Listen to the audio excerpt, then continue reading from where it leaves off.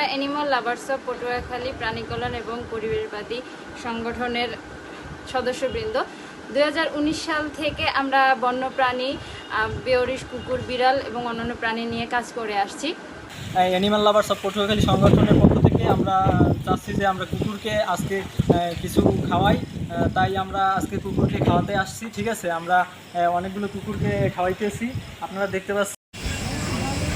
একটা দুর্যোগ যখন হয় তখন আসলে সবচেয়ে বেশি বিপদে পড়ে মানুষ এবং পশু পাখি। ঘূর্ণিঝড় রাম এলে আসলে মানুষ যেমন গৃহহীন হয়েছে, তেমন পশু পাখি এরাও ঘর ছাড়া হয়েছে, এরা অনেক ক্ষতিগ্রস্ত হয়েছে, মারা গিয়েছে। আজকে অ্যানিমেল লাভার্স যেটা করলো যে গলাচিপার কুকুরগুলোকে খাবার দেওয়ার চেষ্টা করছে। আমি বলবো যে এটা সত্যি ব্যতিক্রমী উদ্যোগ।